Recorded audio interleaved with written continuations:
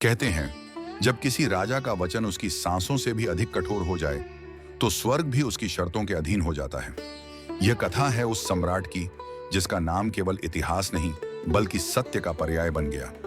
इक्ष्वाकु वंश के इस राजा ने एक बार देव शक्ति के सामने प्रतिज्ञा की थी, यदि मुझे संतान का वरदान मिलेगा, तो मैं उसे यज्ञ के माध्यम से पूर्ण करूंगा। समय बीता और राजमहल में शंखनाद गूंजा। पुत्र का जन्म हुआ।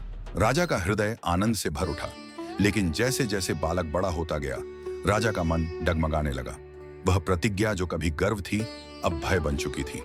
यज्ञ टलता गया, दिन, महीने, वर्ष, और अंततः वचन अधूरा रह गया। तभी देव शक्ति ने स्मरण कराया, वचन टल सकता है, पर टाला नहीं जा सकता। राजा एक भयंकर रोग से ग्रस्त हो गए। देववाणी स्पष्ट थी, जब तक प्रतिज्ञा पूरी नहीं होगी, तब तक मुक्ति नहीं। विवश होकर राजा ने वह निर्णय सोचा, जिसे सोचते ही पिता का हृदय कांप उठे। पर बालक, वह वन की ओर भाग गया। समय फिर बह गया।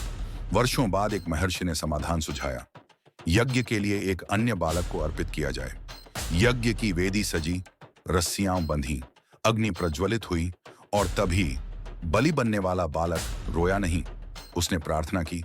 उसकी स्तुति में डर नहीं था, श्रद्धा थी। उस स्वर ने देवताओं के कठोर हृदय को भी कोमल कर दिया।